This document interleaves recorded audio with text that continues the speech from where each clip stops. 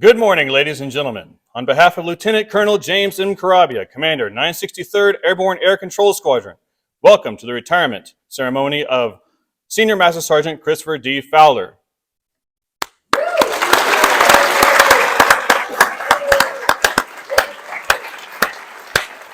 Ladies and gentlemen, please stand for the entrance of the official party, the presenting of the colors, and the singing of the national anthem.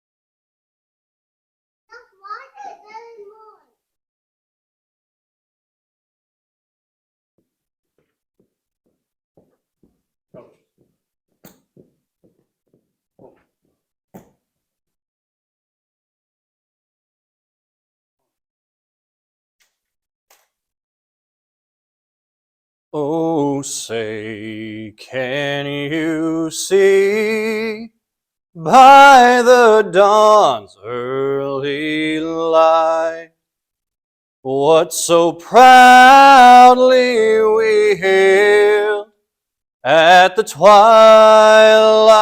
last gleaming, whose broad stripes and bright stars through the perilous fight o'er the ramparts we watched were so gallantly streaming, and the rocket's red glare, the bombs bursting in air, gave proof through the night that our flag was still there. Oh, say, does that star-spangled banner yet wave o'er the land of the free and the home of the brave?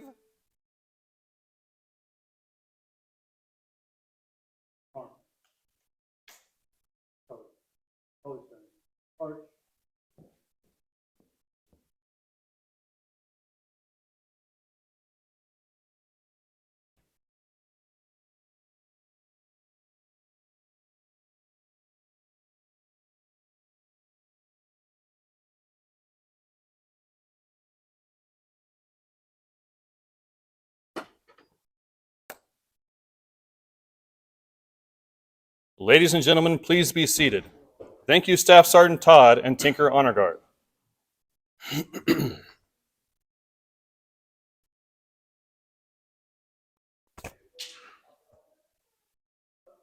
We would like to extend a very special welcome to Senior Fowler's spouse, Mrs. Kim Bowie, and their daughters, Cosette and Emilia Fowler.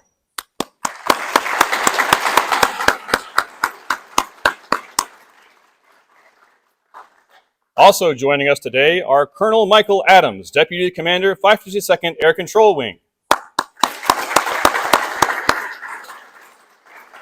and Chief Master Sergeant Wesley Fraker, Senior Enlisted Leader, 552nd Operations Group.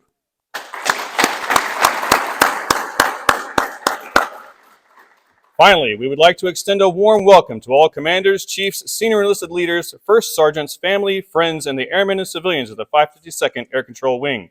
Thank you for helping us honor Senior Master Sergeant Fowler on the occasion of his retirement after 20 years of faithful service in the United States Air Force.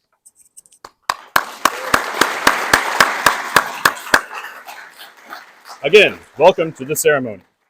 Ladies and gentlemen, Lieutenant Colonel James Carrabbia, Commander 963rd Airborne Air Control Squadron.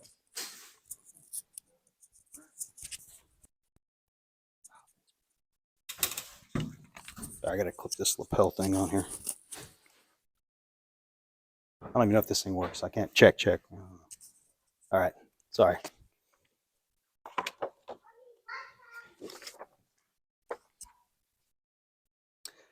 Good morning, everyone. Can you hear me? Check. Not working at all? All right. Well, I'll just talk loud then. Good morning, everyone. It's great to see so many people here that have come to honor Senior Master Sergeant Fowler and his 20 years of dedicated and loyal service to the United States Air Force. Let me start off by welcoming Chris's family and friends who are joining us today and played such an important role in his career. First, I'd like to welcome Chris's family that are joining us virtually. His mother, Margaret Reyes, his sister, Allie, who is also in the Air Force for a time, and his sister, Julie.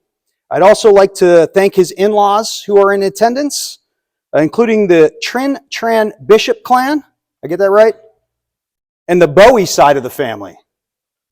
We just wanted to thank you guys for all the support that you've given the Fowler family and Chris specifically over the last 20 years. Next, I'd like to recognize his wife, Kim, and his daughters, Cosette and Emilia. I don't think it's lost on anyone in this room how hard it is to be a military spouse and a military family, especially when you're married to someone like Chris, who has been so dedicated to the Air Force. Deployments to the Middle East, and then a hardship toward a Curacao in his career. But I just want to appreciate you sharing him with us and supporting him along the way.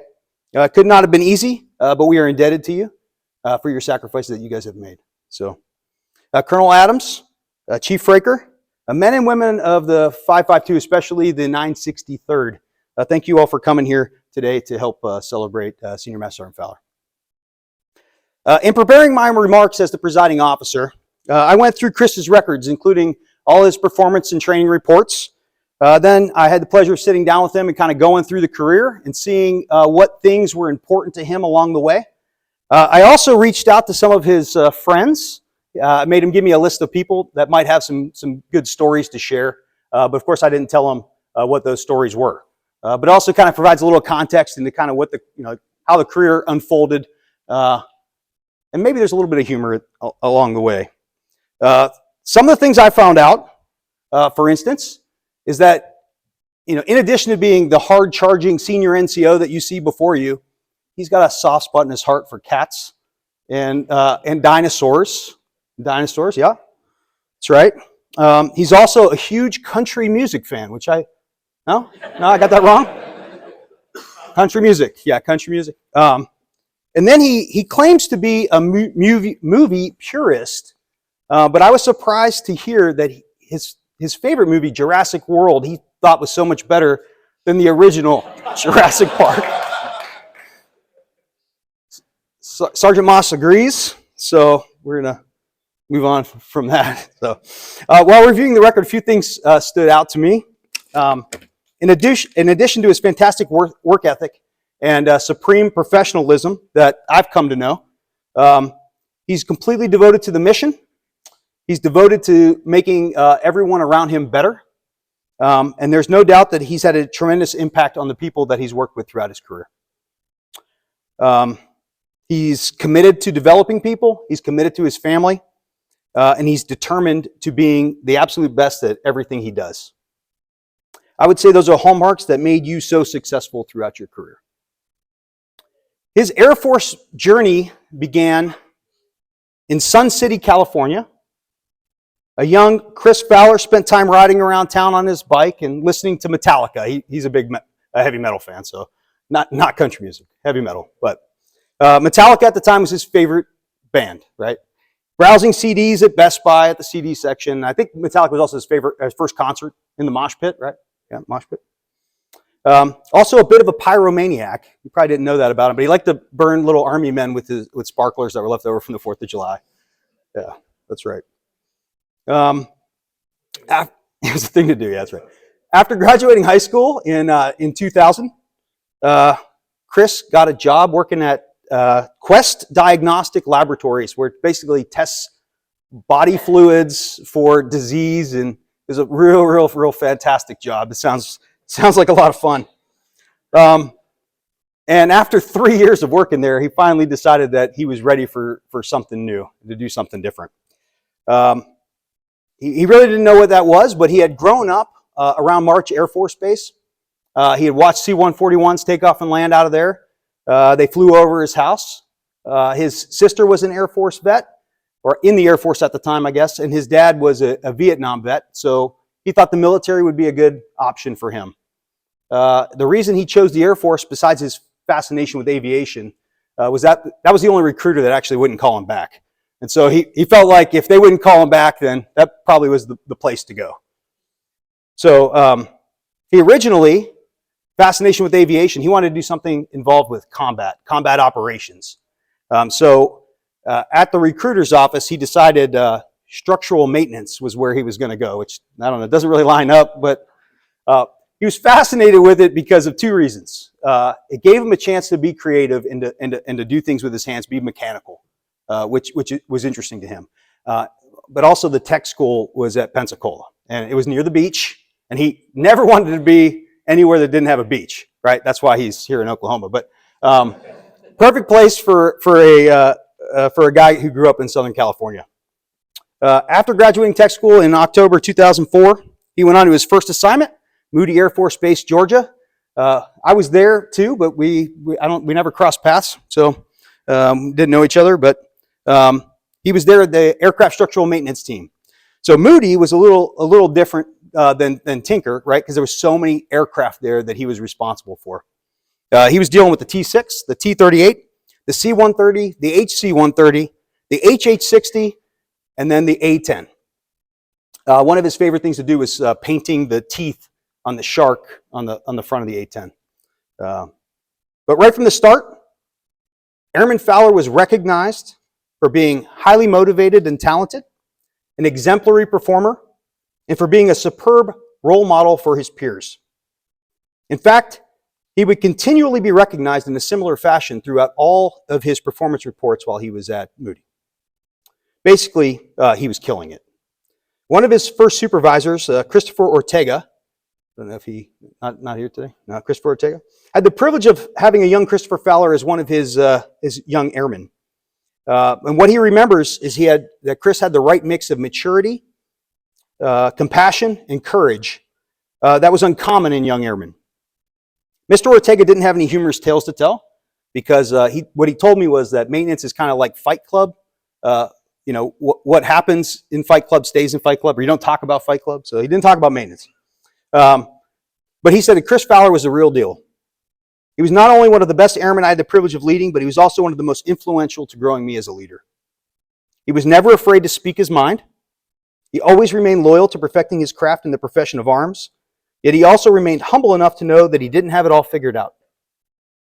Despite being incredibly brilliant, he probably didn't know it at the time, but I learned a lot from him, and he wanted me to pass on his sincerest thanks to you and your family for letting him be a part of your Air Force journey. While at Moody, Chris volunteered for his first deployment to Kandahar, Afghanistan, to support Operation Enduring Freedom. And to do that, he had to actually fast track his 5-level upgrade. So he did it like 6 months early, just so he could deploy. And of course, like, this is not your typical E3 deployment, right? We go to Dhafra and go downtown and fly around. But he was in the middle of the desert, in the middle of combat operations. He remembers consistent launching and recovering of HH-60s, helicopters. He did 256 launches and recoveries during his time there, which was only like 3 months, right? 3 months? Yeah. So that's a lot. And he vividly remembers daily rocket attacks and mortar attacks while he was there. He remembers the Chow Hall being hit one of the days that he was there, and he also remembers the sound of incoming mortars while he was out on the flight line working on some helicopters. So like I said, not your typical E3 deployment.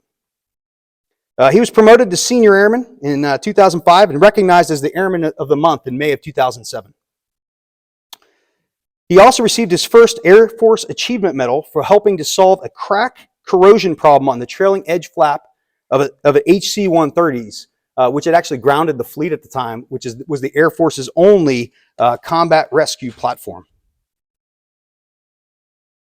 He pushed himself again to complete his 7-level upgrade 5 months ahead of schedule.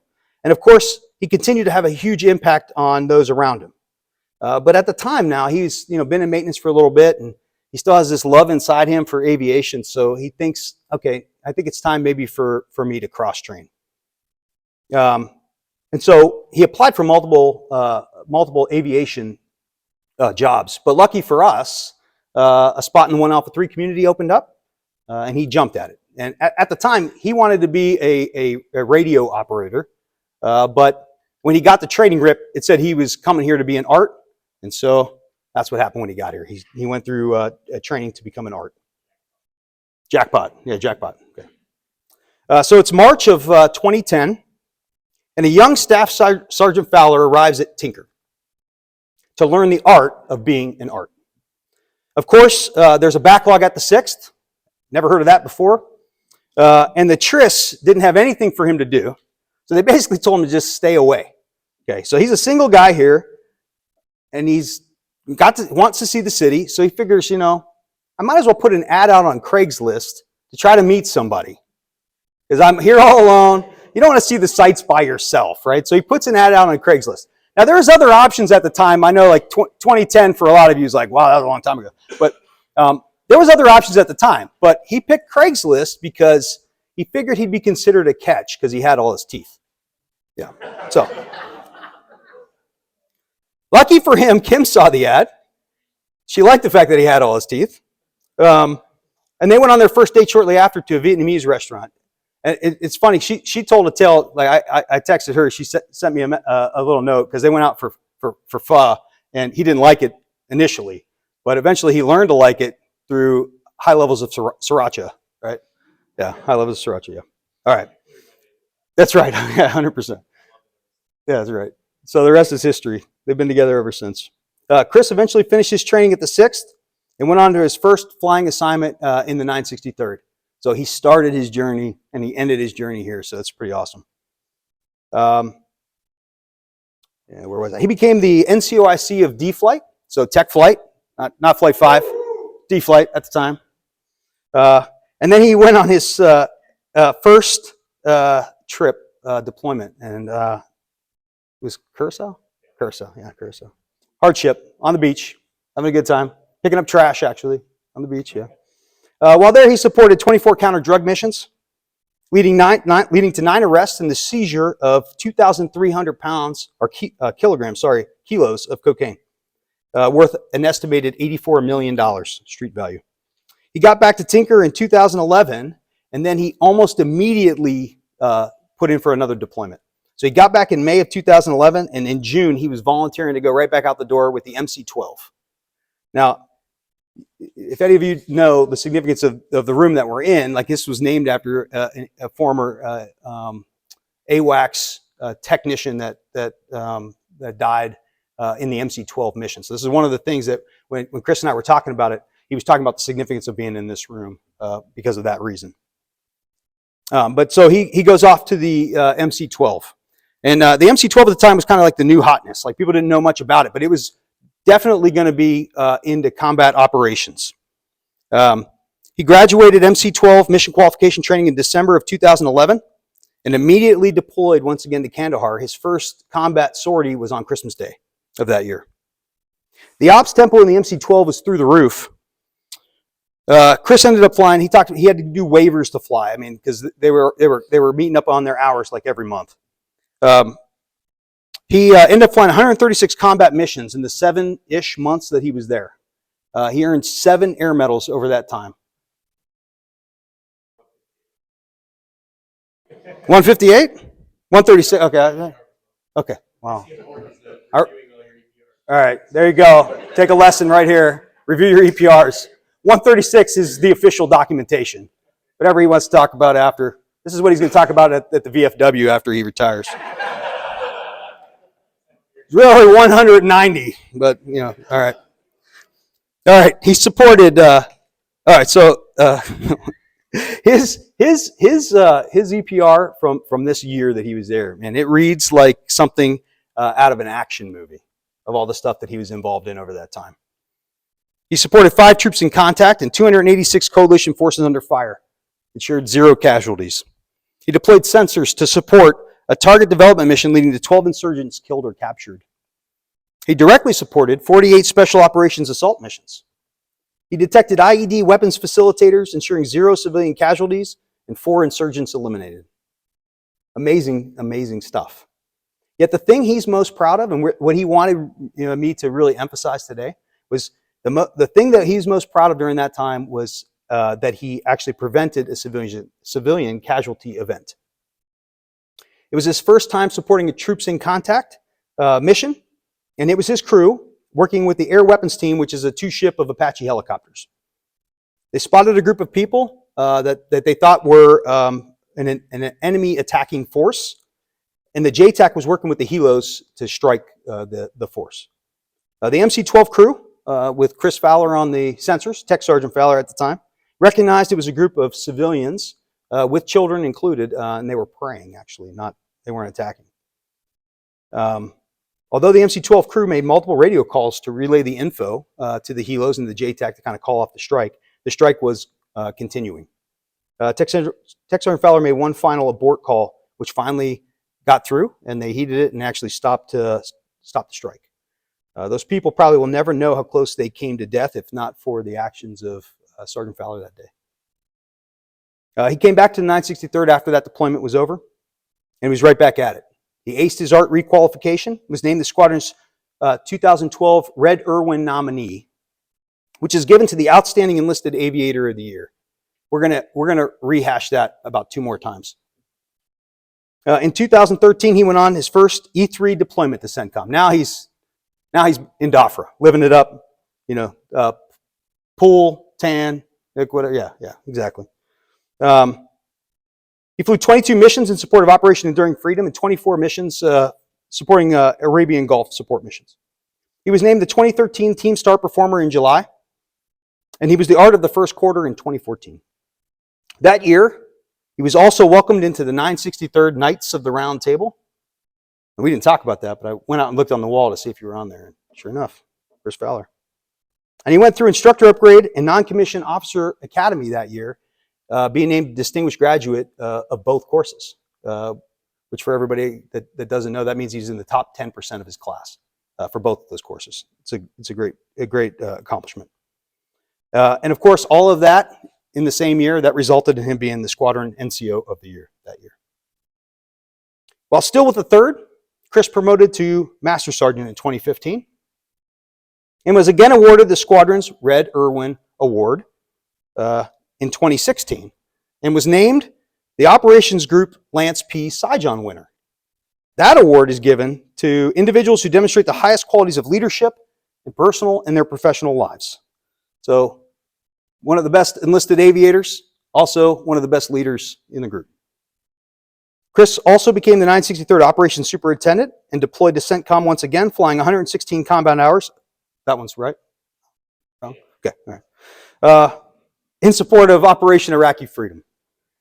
The next year, he ended up a banner year for the Fowler family. Chris was promoted to Senior Master Sergeant, but they also welcomed their oldest daughter, Cosette, in the family. 2017. August, right? August. While he was absolutely crushing it professionally, Chris was also busy helping his troops in the 3rd. Like the time he volunteered to help pack up one of his deployed troops' dorm rooms because the building was being renovated. Of course, the room was a total mess, but Sergeant Fowler jumped right in and started packing with a purpose. I'll save you the details largely because it's not really fit for the room with kids present, but I would just say this. You never know what you're going to find in a single airman's dorm room. If you want more data on that, you'll have to ask him over beers probably. Yeah, there you go, rubber gloves. Or the time that he's the Red Flag Senior Enlisted Leader, and he inadvertently helped smuggle a cell phone into the Red Flag Ops building.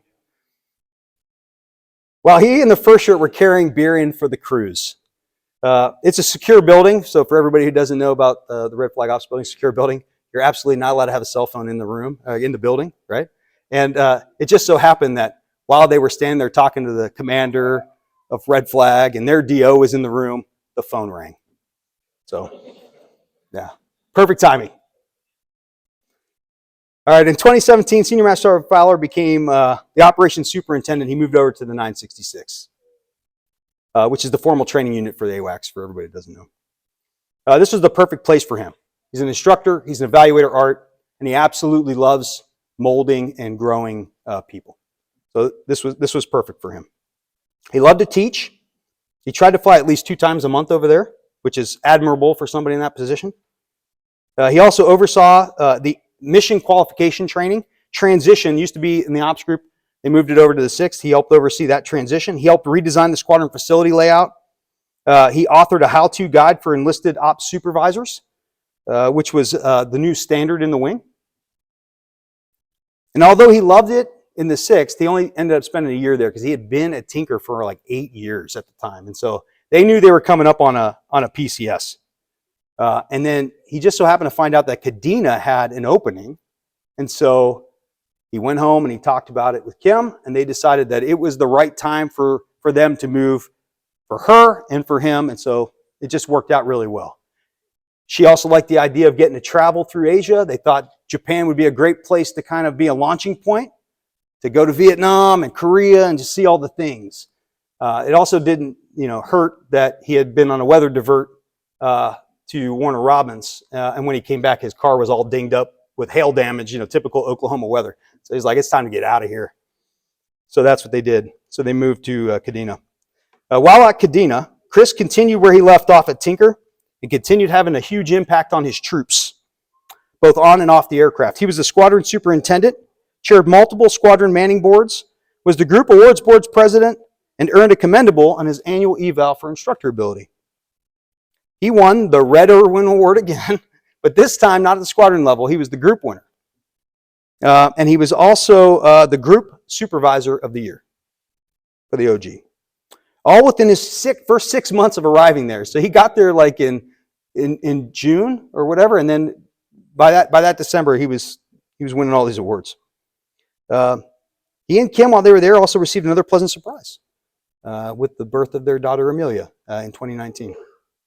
Of course, they also got to experience the COVID pandemic there and all the lockdowns and restriction of movement and all that, which put a complete kibosh on any plans they had of actually traveling and seeing Asia. The pandemic also caused a DoD stop movement order, which meant they didn't get to see their families that were back home for like 3 years that they were there. Nevertheless, Chris persevered, helping develop the post-restriction movement test policies for Okinawa, resulting in 650 weekly COVID tests to support 80,000 personnel and their families. He also propelled squadron professional development, leading Master Sergeant Select development sessions and creating an operations and maintenance exchange program. Then in 2022, the Fowler family found out they were coming back to Tinker, which I think at the time they were more than happy to do after dealing with all that COVID stuff in Japan. Then when he found out he was coming back to the 963rd, in his words, it felt like it was coming home. Like I said, he started his flying career here in the squadron. He's part of the Knights of the Round Table, and he's done so many things in the squadron. So coming back here, it felt right. Needless to say, Chris has had a tremendous impact on the success of every squadron he's been a part of, even as an airman. But his real legacy is felt by the people he's worked with throughout his career. Not just his peers and subordinates, but everyone up and down the leadership chain. I know that I benefited greatly from my short time I spent with him. His commitment to the people around him, to making everybody better, and his determination to being the best. Chris, I wish you all the best as you embark on your next adventure. Welcome you to the DD 214 Club. And so this is an MC12 thing, so you all might not understand this, but your LZ is clear. Sparkle on. Like that. All right, brother. Absolutely. Now we're gonna publish the Publish the order. Need this one.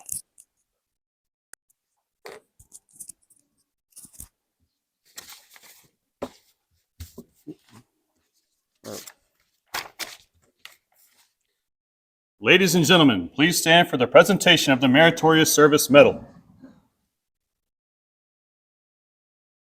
Publish the order.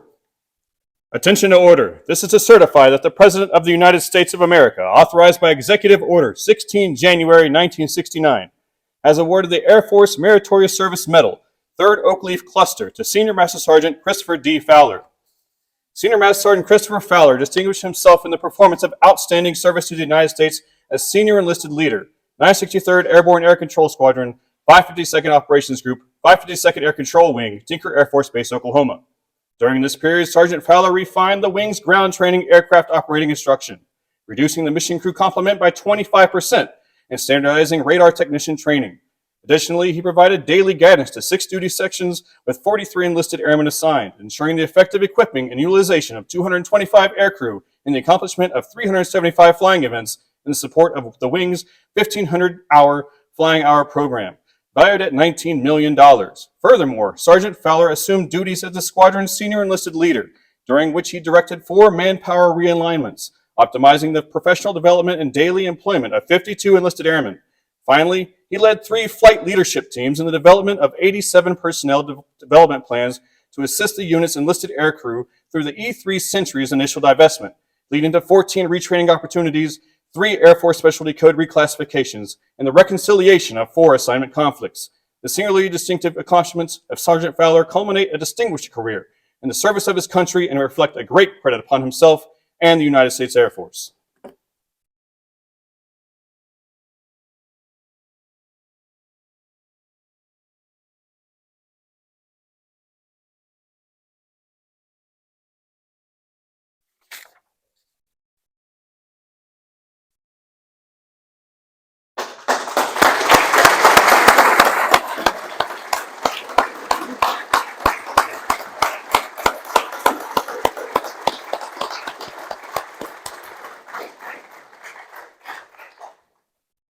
Publish the retirement order. Attention to order. Department of the Air Force, Washington, D.C. Special Order Number AC-006094 to Senior Master Sergeant Christopher D. Fowler, Tinker Air Force Base, Oklahoma. Effective the 31st day of March 2024, you are relieved from active duty, 963rd Airborne Air Control Squadron, Tinker Air Force Base, Oklahoma, and retired from the United States Air Force, effective 1 April 2024, after 20 years of faithful and honorable service, per Air Force Instruction 363203, in the grade of Senior Master Sergeant, by order of the Secretary of the Air Force.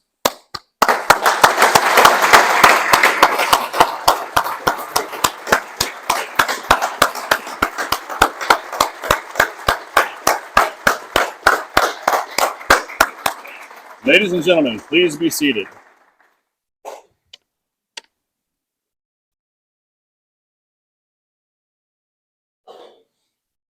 Ladies and gentlemen, Lieutenant Colonel Carrabbia will now present the retirement certificate.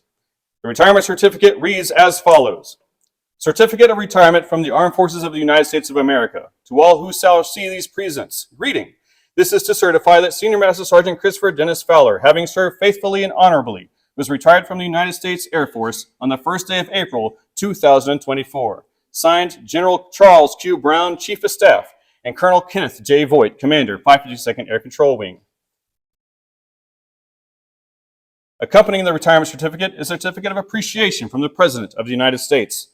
The certificate for Senior Master Sergeant Fowler reads as follows. I extend my personal gratitude and sincere appreciation and a grateful nation to you for your patriotic service to our country. Your bravery and dedication to our armed forces helped protect your fellow Americans during a critical moment in our history and contributed to a world of greater security and growing prosperity.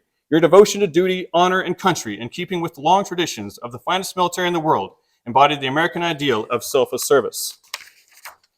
Our nation owes you an incredible debt. Your commitment to example you set will inspire future generations to serve with pride and to keep our country secure. You represent the best of our nation, and I join our fellow Americans in saluting your honorable service. I wish you happiness and success in your next chapter. Signed, President Joe Biden, Commander-in-Chief, United States of America.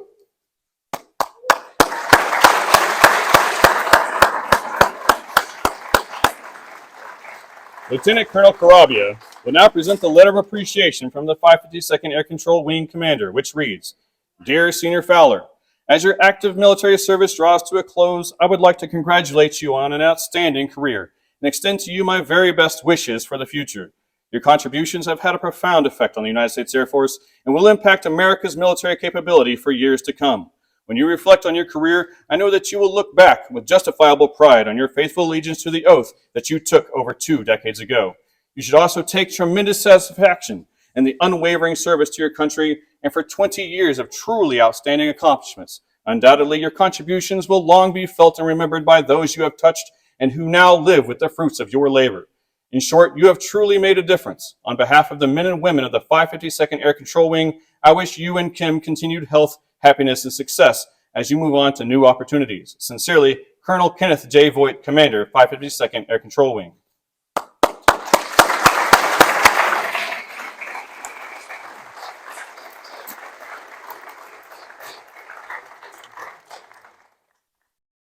Accompanying the letter of appreciation is a certificate of appreciation from the Chief Master Sergeant of the Air Force, which reads, I am proud to join your friends and family in congratulating you on your retirement from the United States Air Force. The achievements and contributions you have made throughout your career are indicative of the core values of our great service. Your retirement is well deserved, but your selfless contributions will be sorely missed. On behalf of all airmen, thank you for your faithful and devoted service to our nation. As this chapter in your life closes and a new one begins, I hope the years ahead are filled with more great memories and continued success. Signed, Joanne S. Bass, Chief Master Sergeant of the Air Force.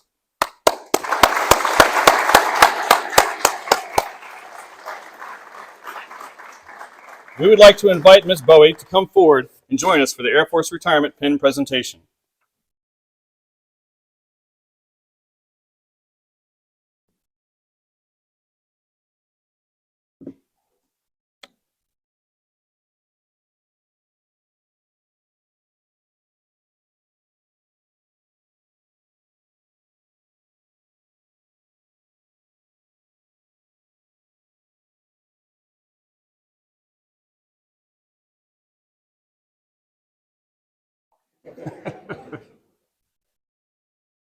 This pin is to be worn with pride. It signifies to all that the wearer has served his country well and honorably.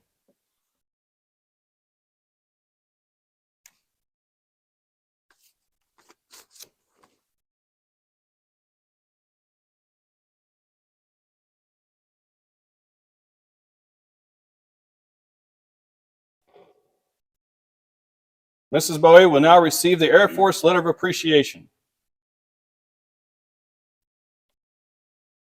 In grateful appreciation, the United States Air Force presents the Certificate of Recognition to Mrs. Kim Thien Bowie for the commitment and numerous contributions that made positive impacts to the nation's defense. Thank you for support which gave strength and purpose to your spouse's service. Given the first day of April 2023, signed General Charles Q. Brown, Chief of Staff. Accompanying the Air Force Letter of Appreciation is a letter of appreciation from the 552nd Air Control Wing Commander, which reads, Dear Mrs. Kim T. Bowie, on the occasion of Chris's retirement, please accept my sincere gratitude for your outstanding support to the 552nd Air Control Wing and the United States Air Force. Everyone who has devoted their lives to military service knows the tremendous sacrifices you and your family have made. Chris's impressive performance would not have been possible without your support. On behalf of the men and women of the nation, thank you for your selfless dedication. I wish you and Chris the happiness and success that you both so richly deserve. Sincerely, Colonel Kenneth J. Voigt, Commander, 552nd Air Control Wing.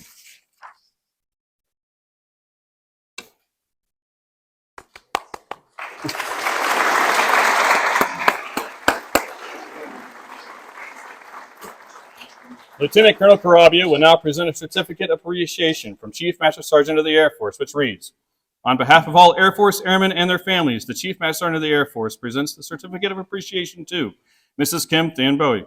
I join your spouse, family, and friends in thanking you for the numerous contributions and sacrifices you made in support of our United States Air Force. Your dedication gave strength and purpose to your spouse's service in defense of our nation. Signed, Joanne S. Bass, Chief Master Sergeant of the Air Force.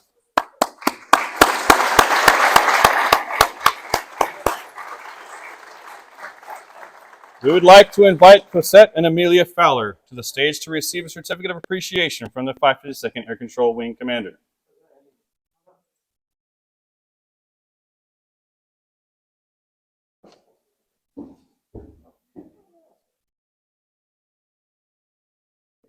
The certificate reads, "Thanks for helping your father support and defend the United States of America." Signed, Colonel Kenneth J. Voigt, Commander, 552nd Air Control Wing.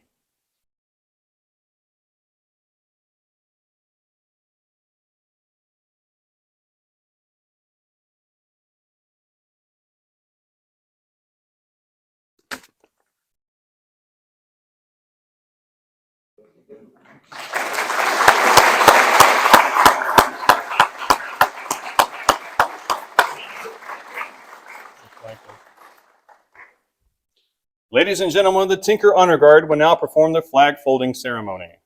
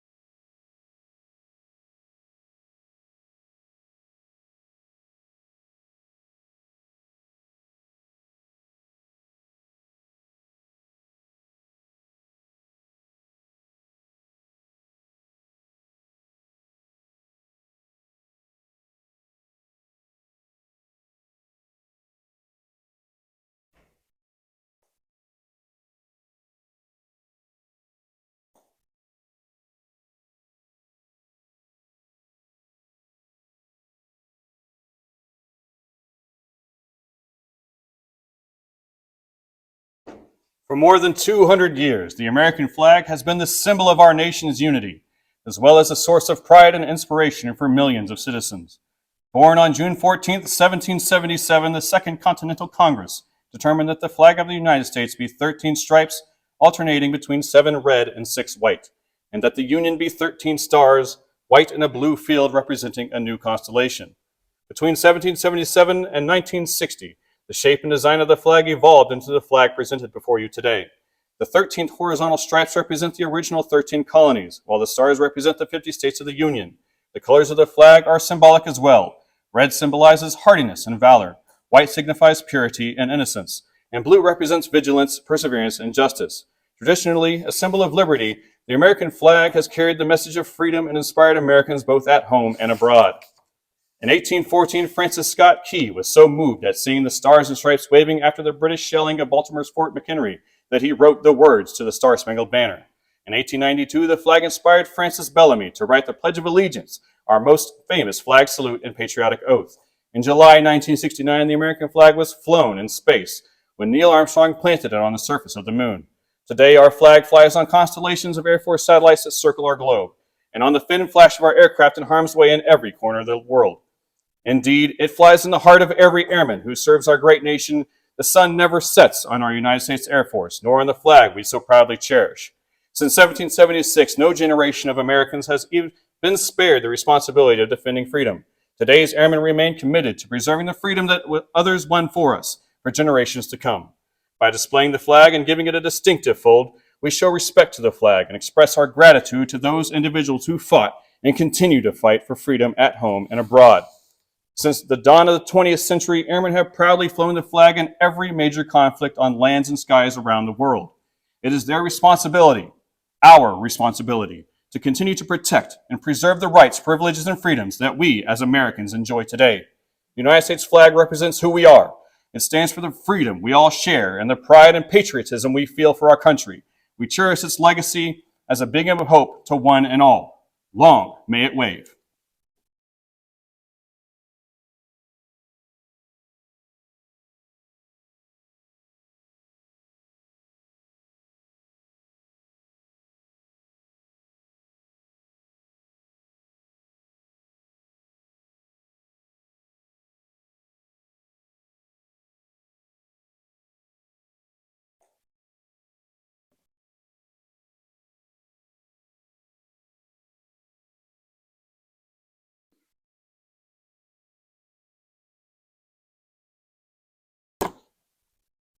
The flag presented today has flown with Senior Master Sergeant Fowler on 158 combat missions in Afghanistan aboard the MC-12. Senior Fowler, on behalf of the men and women of the 963rd Airborne Air Control Squadron and the United States Air Force, we present this flag in recognition of your 20 years of faithful and dedicated service with the United States Air Force.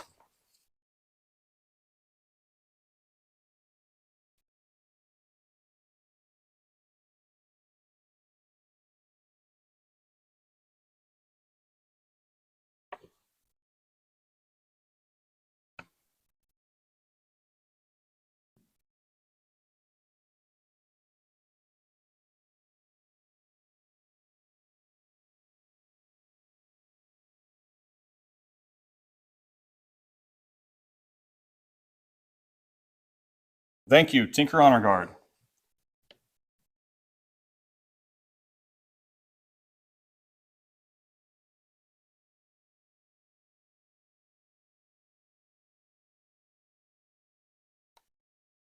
Ladies and gentlemen, it gives me great honor to introduce to you Senior Master Sergeant Christopher D. Fowler, United States Air Force, retired.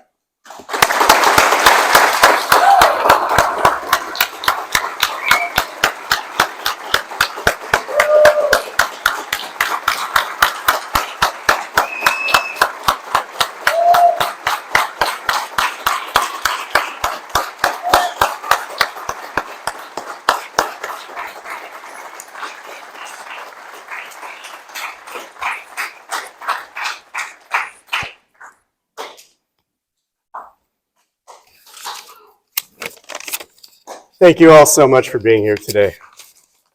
I wasn't going to even have a retirement ceremony initially. I felt that I was worried that our squadron was going to be completely gone. Happily for me, anyway, I proved that's been proven wrong right now. So, in just 30 days, I made the decision. I talked to Colonel Carrabbia. I said, you know what, boss, maybe I will have a retirement ceremony. And part of that is because, it felt like it was going to be leaving without saying goodbye and saying thank you. And that's why I had to have one in the end. So let me begin with that now. Lieutenant Colonel Carrabbia, you've been the latest in a long line of excellent commanders I've had the pleasure of serving with. Your care for your airmen and the reason and diligence you bring to every single day in leading them is not lost on any of them. So thank you very much for officiating this ceremony today.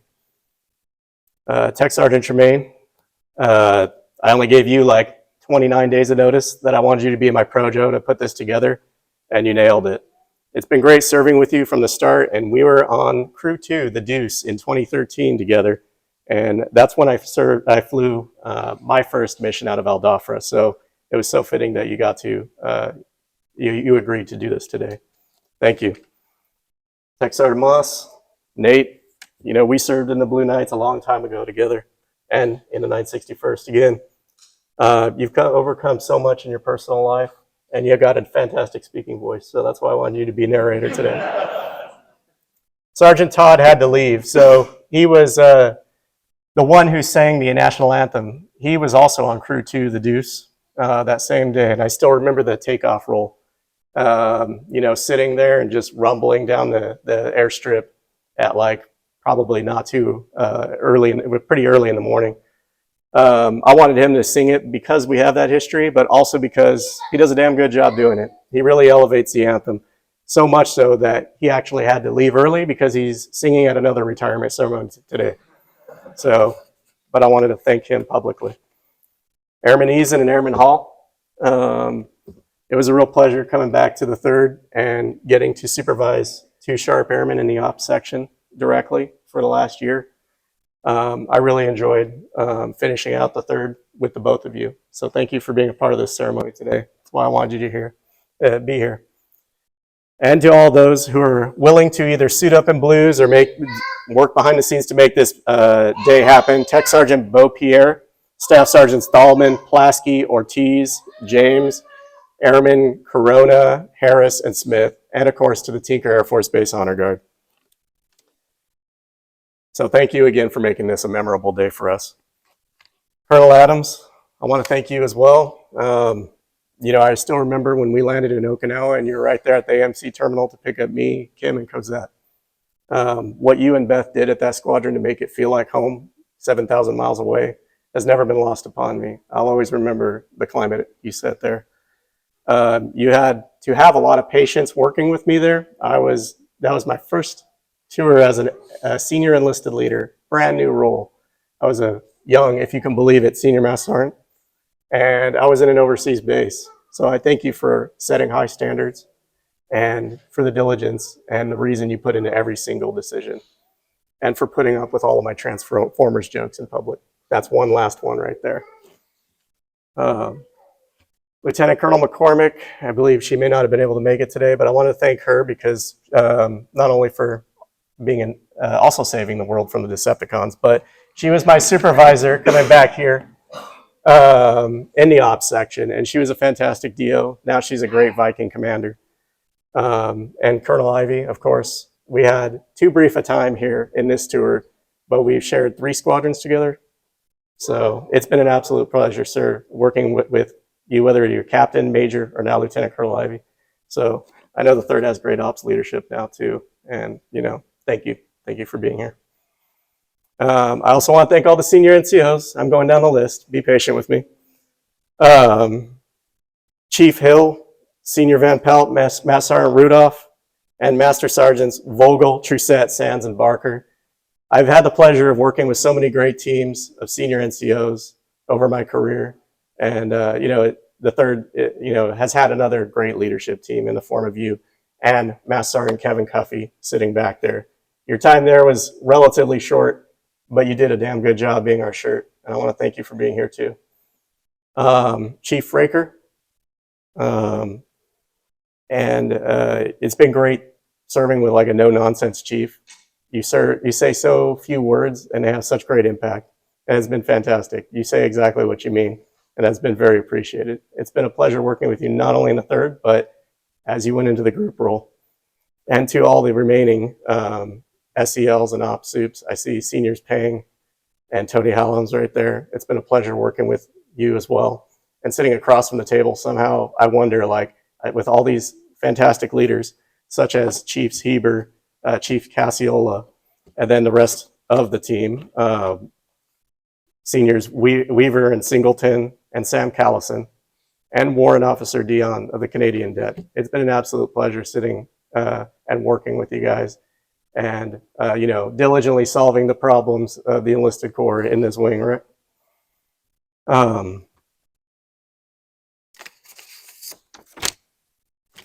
Now I'm getting on to more of my USAF thanks from the past. I again have to thank my first supervisor, who may be watching this, I hope, Staff Sergeant Chris Ortega. Man, we put him through hell every shift, and maybe it is best that I don't say anymore. I definitely wouldn't recommend all airmen to bring the sarcasm and the difficulty and the questions that I brought him every single night. But I'm humbled by his words. And so I just want to thank him, if he does watch this later on. He would retire as a first sergeant himself because he was damn good at taking care of people. And he really set me up and set the tone for the rest of my career. I wouldn't be here without him. Master Sergeant Andren, retired. I see you way back there. We served in the nights together. You were my flight chief. You pushed me to make master. You're the reason I got that stripe. Otherwise, I wasn't even aware I was going to be testing. And I remember when you pulled me into the office in El Dafra and said, "You're testing." And I said, "There must be some mistake. I feel like I just put on tech sergeant." And he's like, "Do the math, idiot." And so I did. And so I stopped spending so much time at the CAC getting my 3 beers a night and put a little more effort into studying because you pushed me to. So thank you. And all those who may be around or maybe watching this video later, I just want to thank Chief Master Sergeant Wilson, retired. We served together in the 963rd. It was absolutely a great time, and I learned a lot from you. Master Sergeant Matt Odell, retired. Remember when we had Thanksgiving together at the Johnstons so many years ago? So we should catch up. Yeah. There are many more. I just need to give some more thanks to. Joe and Julie McDonald, We met at Moody Air Force Base. You've been lifelong friends. Thank you for all of the time and the help that you gave me that only you know. Daniel Etheridge, you and me made Chris Ortega's job a very difficult one together. And those were some of the most fun nights I can remember. And maintenance shouldn't be fun, but somehow you made it that way. I'm really glad that I picked up a lifelong friend in you. To our family away from family in Okinawa, Eric and Kim Hip, you adopted us into your family as our neighbors. And then you also brought us into orbit among so many other great people, Ryan and Heidi, Rico and Muriel, John and Heather, and all of their kids. Thank you for being more than just neighbors for us. The Verissimos, Captain David Verissimo and Barry Verissimo. Barry is a great friend to Kim, and I will always enjoy all of our board game nights. Thank you for being great friends and supports for us. But to all of you in attendance today, but especially the Blue Knights, I want to talk to you for a quick second. When I first came back to Tinker, I was kind of expecting this to be like a boring, sad epilogue to my career, right? I felt like we had been doing a whole hell of a lot in Okinawa, and it wasn't through the easiest time. I'm not gonna lie, it was a difficult tour at times, the most difficult of my career. So when I got word that I was gonna be reassigned to the 963rd, I knew it was gonna be anything but boring at that point, right? And in truth, I was really happy. What Colonel Carrabbia said about me coming home earlier, I truly mean it. There's no other squadron I could end my career with, I feel, because I'm back to square one as an aviator. And it's been an absolute pleasure serving with each and every one of you. I'm gonna miss seeing all of you in the halls. And one thing I think of is like, not only were you a damn fine squadron, but it doesn't matter like what crew you were serving with, what problem you're given today. You guys always assault it in just the right way. And you guys are a little funky sometimes, a little weird. I may have opinions on patches and Blues Monday that seem out of sync. What's that, sir? Rogue Squadron. That's a cool patch, by the way. Major Vanta might have some more on his supply if you got it. $5 a piece, I believe, $10. So. But I love all of your spirit. I love all of your character, even when you are breaking the regs. Even when you're trying to make my head explode. I truly admire all of each and every one of you. And you remember what I said about Chris Ortega, right? I just feel like it's karma coming back to bite me every single day. And so, but thank you. You guys are a damn fine squadron, and don't let anybody else tell you otherwise. When I came to the 3rd, I was just a confused staff sergeant, right? The last office I ever thought that I would ever spend any time in, and the last place I wanted to be was the senior enlisted leader office. So believe me when I said that I avoided that one like the plague. So it felt kind of fitting that I got to spend a few months there right before Chief Hill landed. And it was an absolute pleasure. Thank you for allowing me to do that for you and being patient with me, because I hope that I only lived up to the night standard. So let me be real and say that as I retire, it's not something that I'm leaving. I'm not running away from anything. I love all the people in here, but it's something rather that I'm drawn to. It's time. I don't have tear ducts, so it ain't gonna cry. It ain't gonna happen. Don't think it's gonna happen. I have to thank some of the friends and family in the room that maybe you, my military family, doesn't know. Some of you do, others don't. I want to thank the Rays, Mr. Ray, Sarah Ray as well. It's been an absolute pleasure. I can call you Mark now. So, Mark, it was a pleasure serving as a flight chief to you as flight commander. And then I got the privilege of serving with you as our aircraft commander, Crew 1, Al Dhafra, right? 2016. That was memorable. And then I was so happy when I landed in Okinawa and I saw the Rays there. And Sarah, I'm so glad that you and Kim became close. It's been outstanding being friends with you. Joe and CJ and Aiden and Alistair, it's been way too long. And you know what's funny is Joe, my friend here, I'm going to highlight him. He was We've been lifelong friends. We worked at that Quest Diagnostics processing those things. CJ also worked there, and that's where they met, right? And would eventually get married. It was now 20 plus years ago that I was like, hey, Joe, I have this crazy idea. Where are our lives going right now? So I said, like, maybe I'll join the Air Force. He's like, wow, really? Okay. So somehow through enough talking, he became convinced that it'd be a good idea. He's actually currently serving at Scott Air Force Base as a boom operator. So, Joe, I couldn't be happier that you were here. It's funny that 20 years, right? And probably this is the first day you've seen me in uniform.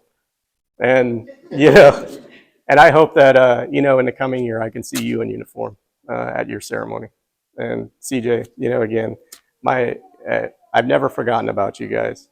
Like, I feel like my heart's always been close to you guys. So thank you for being here and making the trip on such short notice. Chris, Amina, I'm glad you guys are here.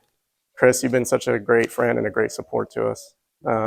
Especially when I'm gone. You've been helping Kim, and you continue to be a great support for our girls. And Samina, I'm so glad that you're in Chris's life now, and you're such a great friend as well. I'll address all of the buoys and the Trin Tran Bishop clan together because you're all dispersed around the room, and I'm so glad that all of you are here. And to all of those who are not here as well, I have to address the entire group. I wish I could go individually, but we have to wrap this up eventually. You supported me from day one. You've adopted me into your family from day one. Like, I felt the moment Kim and I were engaged, you guys made me feel like family, like truly. I always felt like a brother, a son, a cousin, an uncle to everyone in the family as appropriate, right? And so I just have to thank you. I've never felt like anything less than family, and it's wonderful because I don't have my family here. So just know that I think of you as family and nothing else. Before I get to those in the very front row, I just have to thank my family who couldn't be here today. So, Mom, I know you'll be watching this later. You truly shaped what I believed that I could be, and what, and have been such a continuous support, like, throughout my whole life. Thank you so much. I love you. And I can't wait to see you this Christmas. To Allie, you're my big sister. I always wanted to be like you. So you joined the Air Force probably over a dozen years before I did. And, just to know that you helped inspire me get to where I am today. I love you. I can't wait to see you and your family again in Scotland sometime. Julie, you are the glue that binds our family together. If it weren't for you, I would not see any of you as much as possible. You mean so much, and I'm so grateful that we've grown as close as we have over the years. I also can't wait to see you this year. Finally, my dad will never be able to watch this because sadly last year he passed away. But I have to acknowledge that as a Vietnam vet, he understood some things about service that and had a way of supporting me throughout my career, through its successes and its failures. And I have to just thank him for that. All right. We're wrapping up, Emmy. Kim, when we first met, one thing that struck me as I'm filtering out all of the Craigslist offers is all of them, right? Not only how impeccable your grammar was, but again, Emmy, do you want to come up here? Come here. Why don't you come up here? Why don't I come down here? Hey, beautiful. Well, why don't I just talk? Would you mind holding this real quick? One can hope. Road to 100, right? Oh, don't touch that. Any. Well, look at this. It's good. When we first met, one thing that struck me about you was how little you were interested in anything military. You even said, do you have to wear that hat? As we went. So it's fitting that you're holding it now. And I told you, yes, I do. It's the regs. As a reminder to all of you knights sitting here, right?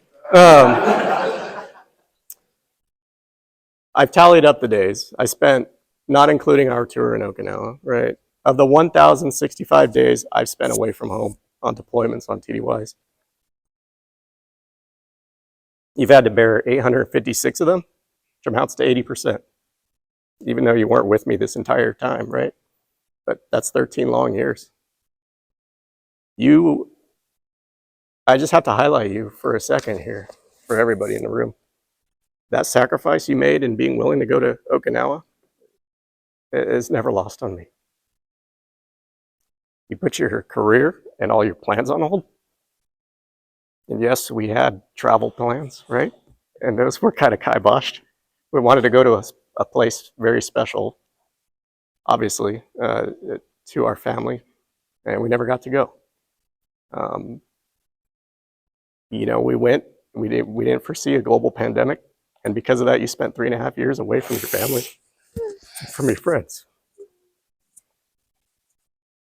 I think one thing for all of us here in this room to remember, even those sweet deals, and they were sweet in a lot of ways, don't get me wrong. Those memories that you will never make with your family, with your friends, those things that you will miss, that's why they call it service. Even if you think on the daily grind, I'm in Oklahoma, I'm not doing anything, just on the call for a deployment that'll never happen, woe is me. You're missing out. You're missing out. Your family's missing out. Your friends are missing out. But Kim, you put a lot on there. That's 4 years away of a lot of memories. And when we got back, suddenly kids were driving. They were graduated, they were adults. So thank you for all your time and everything. And being willing to go over there. We couldn't have completed our family and met this one.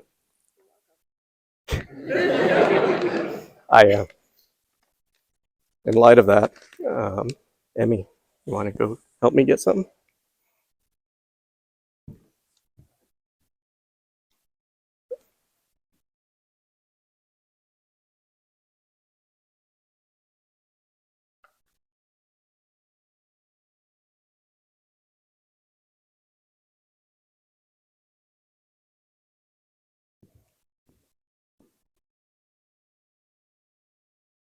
No.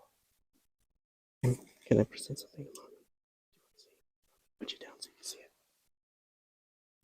This is, I want to present you with just a token of appreciation. This is not the end, right? This token, I hope it just symbolizes something going forward, a series of promises going forward. So if you want, this has multiple layers of symbolism that I want to explain to you, but I can do that later to save everyone's time. And it is time. And it's a promise that our time is ours. Cosette and Emmy, guess whose this is? Yes. You get some matching presents, right? You want to open them? You can go ahead. You have to pull it out. Check it out. This is yours. This is to say thank you.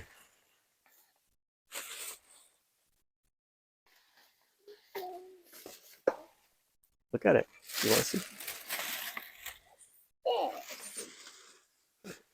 Look at me. You like it?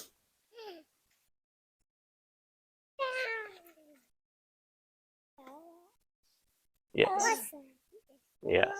Now you can remember, girls, that all of our time is ours now. Right? Being your Baba is the greatest honor and pleasure of my life. I love you all so much. What time is it? Ask me, Mom.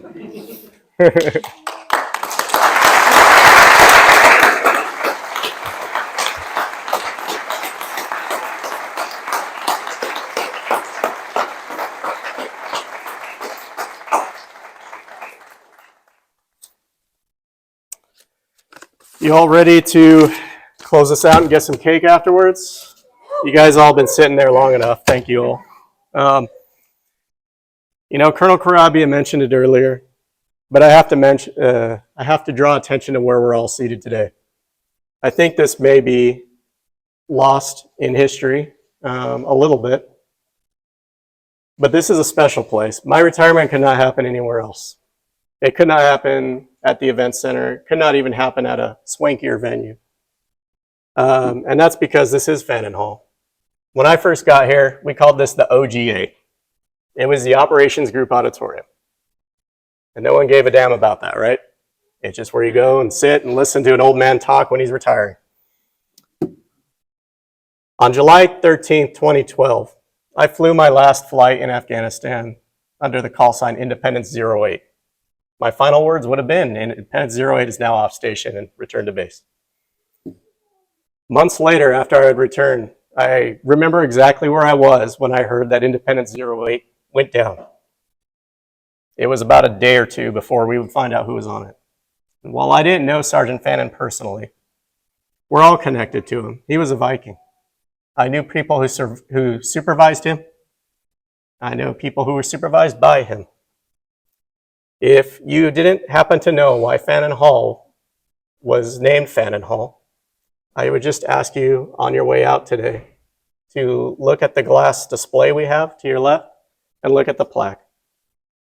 And please just keep all of these stories in our memory, just like you, Chloe, just like Fannin, all of it, because it's who we are, it's who you are. And once again, even if you're not a knight, even if you've never been a knight in your attendance today, thank you. This is a damn fine wing. I truly believe that, even if we hate ourselves sometimes. All right. Thank you all for being here.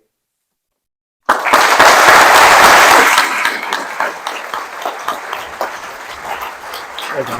Well done.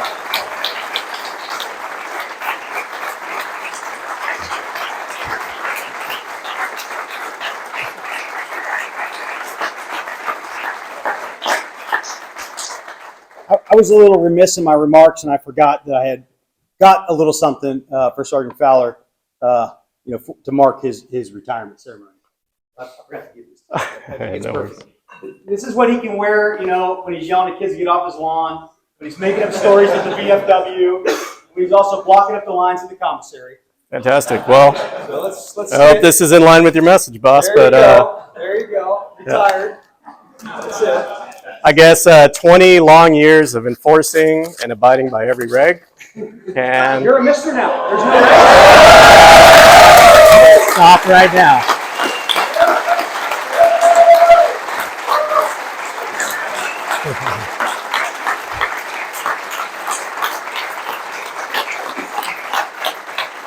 And I'd also like, real quick, I think with all the knights in the room, I think we owe him to Mr.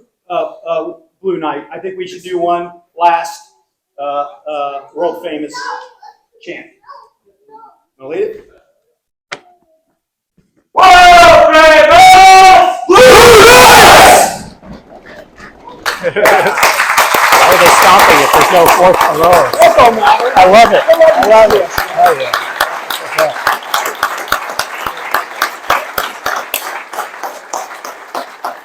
Ladies and gentlemen, this concludes our retirement ceremony. On behalf of Senior Master Sergeant Fowler and Mrs. Bowie, thank you for attending. If you will now please stand and join us for the playing of the Air Force song and departure of the official party.